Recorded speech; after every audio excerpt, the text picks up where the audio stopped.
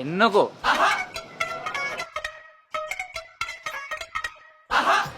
එන්නානේ හුරතල් එන්නේ පරක් වෙනවා.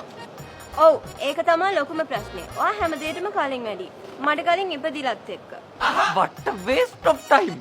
මං ඕඩර් දාලා ඉපදුනේ. මොකක්ද ඒකේ තියෙන ප්‍රශ්නේ? අපේ වයස් පරිතරේ වැඩි අයියේ. ඔයා මට වඩා අවුරුදු 4ක් 5ක්ම වැඩිමල්. මට දැන් හිතෙනවා ඒක අවුල් කියලා.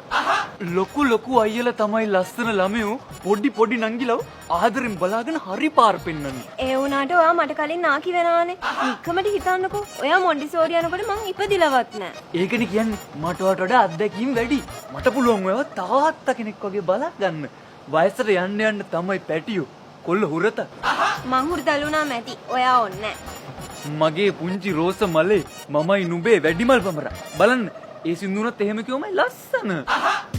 ඒ වුණාට ගෙවල් වලින් නම් කියනවා පොඩි කෙල්ලන්ව ලොකු කොල්ලෝ අනාථ කරනවා කියලා. කොහොමත් ඉතින් තනිකඩෝ වේල්ල අපිට සෙට් වෙන්නේ පොඩි කෙල්ලෝ තමයි. ඊට උඩ ඌ සේරම මගුල් නටලා. ටේකන්. ඒ වුණාට අයි මට හිතෙනවා ආ වයසින් වැඩි කියලා. ඒ කවුල්. උනාට එක කෙල්ලොන්ට මම වයසෙන් ලොකු. මං තාමත් කෙල්ලේ අම්මගේ චූටි පුතු. වසනවටම ලැබුණු එකෙක් මං අම්මගේ තාත්තගේ බාලම කොල්ලු